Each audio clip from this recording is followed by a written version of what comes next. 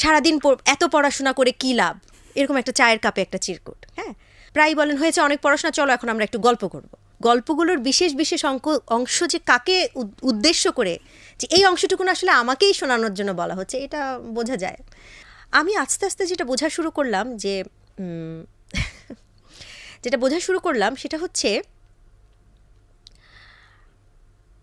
সবাই ওনার ভক্ত, সবাই একটু ওনার অটোগ্রাফ নিতে ব্যস্ত থাকে, সবাই একটু ওনার আশেপাশে ঘুরতে পছন্দ করে। সেইখানে আমি যেটা করতাম, আমি তখন ক্লাস 9-এ পড়ি, 8 থেকে মাত্র 9-এ উঠেছি, এবং আমার বাসায় একটা বড় ধরনের স্টিম রোলার চলে, আমার মা চালান। সেটা হচ্ছে সব করতে পারবা, কিন্তু পড়াশোনায় একদম ঠিক থাকতে হবে। 10-এ 10ই পেতে হবে, 25-এ 24.5 পেলে আমার বহু স্কেলের বাড়ি, বেতের বাড়ি পড়েছে।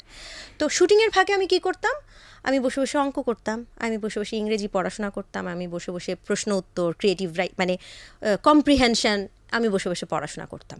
তো আমি যেটা খেয়াল করেছি, এই লোকটা একটু পছন্দ হচ্ছে না বিষয়টা।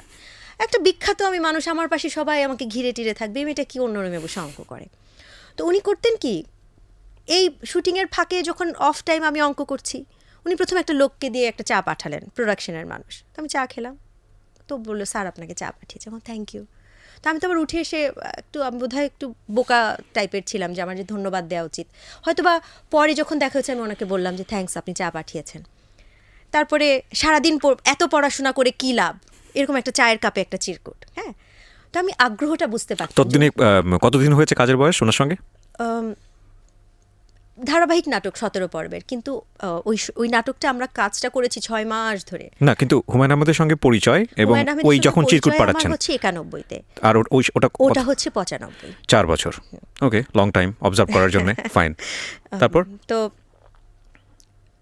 আমি আগ্রহটা কোথায় বুঝতে পারতাম, গল্প করার আগ্রহ। মানে এটাকে একেবারে পট করে প্রেম আখ্যা দেওয়ার মতো বয়স আমার তখন হয়নি, বা ওরকম মনেও হয়নি, ওরকম মনে হবার মতো অতটা ম্যাচিওর্ড আমি ছিলাম না। কিন্তু আমি দেখতাম যে উনি গল্প করতে চান, গল্প করার একটা আগ্রহ, এবং প্রায় বলেন হয়েছে অনেক পড়াশোনা, চলো এখন আমরা একটু গল্প করব। তো অনেক মানুষ মিলে গল্প করছেন।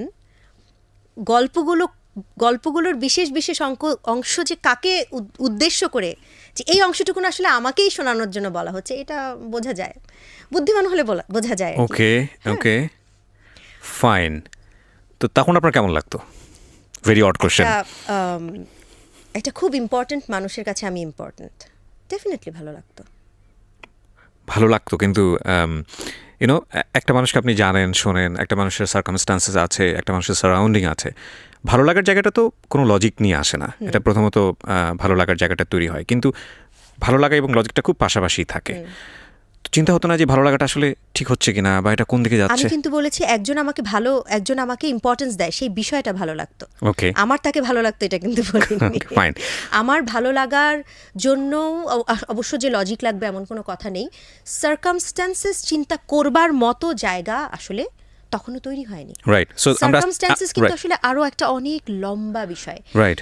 দায়িত্ব, এই মুহূর্তে আমার অবস্থান, এই মুহূর্তে আমার সামাজিক অবস্থান, পারিবারিক অবস্থান, আমার বলতে মিন করছি একজন মানুষের, এটা চিন্তা করবার জন্য কিন্তু আসলে আরো অনেকগুলো পথ পাড়ি দিতে হয়। রাইট। সো আমরা বলতে পারি যে একটা স্পার্ক হলো।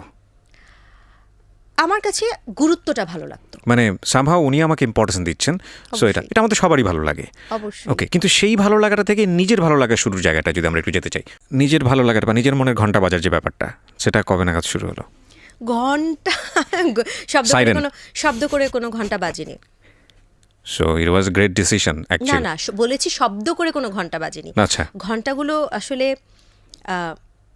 পায়ের নুপুরের টুনটুন রিনিঝিনি শব্দ থাকে না, খুব সফট শব্দ ছিল। না, কিন্তু আমাদের কাছে কিন্তু স্কুলের ঘন্টা অনেক সফট লাগে, যেহেতু যখন বাস্তাছে, ঠিক আছে, স্কুল ছুটি হয়ে গেল, ঠিক আছে, আমি মানে গুড অর্থে বুঝিয়েছি আর কি। সো আপনাকে ইম্পর্টেন্স দিচ্ছে এবং এটা আপনার ভালো লাগছে, এই ভালো লাগা থেকে ধীরে ধীরে ভালোবাসার দিকে টান করেছে। তাহলে আসলে সেরকম না, ফান করে তো বললাম নুপুরের রিনিঝিনি, বিষয়টা ছিল একদম ডিটেইলে, তো অনেক লম্বা ঘটনা, আমি খুব ছোট ছোট করে বলি। এর মধ্যে বেশ কিছু ঘটনা আসলে এসেছে বিভিন্ন ইন্টারভিউতে বা বিভিন্ন কথায়। একটা তো হচ্ছে যে আমার প্রেজেন্স পছন্দ করেন একজন মানুষ, কিন্তু তার মানে তো এই না যে আমার যখন কাজ নাই তখন প্রেজেন্স থাকবে। তো আমার যেদিন শুটিং আছে সেদিন আমি শুটিংয়ে যাই, যেদিন শুটিং নাই সেদিন আমি যাই না শুটিং স্পটে। লাঞ্চ ব্রেকে সবাই ওখানে খায়। আমার বাসা কাছে, শুটিং হতো ডিএফপি ইয়েতে, বেইলি রোডে।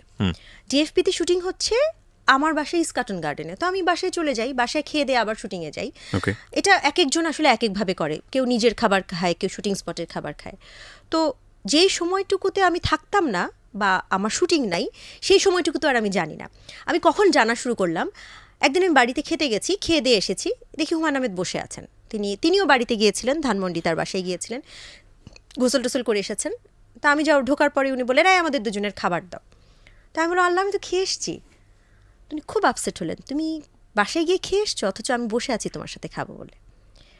তো আমার কাছে খুব হঠাৎ করে ধাক্কার মতো লাগলো যে একটা মানুষ বাড়ি গিয়েছেন কিন্তু খেয়ে আসেননি। এবং এটা আমি এতদিন খেয়াল করিনি, কারণ আমি এর আগে তো আমিও ওখানে খেতাম, সেজন্য আমি বুঝতে পারিনি যে উনি অপেক্ষা করেন দুপুরে আমরা একসঙ্গে বসে খাবো। তো আমি বললাম যে আচ্ছা, আপনিও তো বাসায় গিয়েছিলেন, আমি বুঝতে পারিনি, আচ্ছা আসেন আপনি খান, আমি বসছি। তো উনি খাওয়ার সময় উনি কিছু গল্প বললেন, যে গল্পের ব্যাপারটা হচ্ছে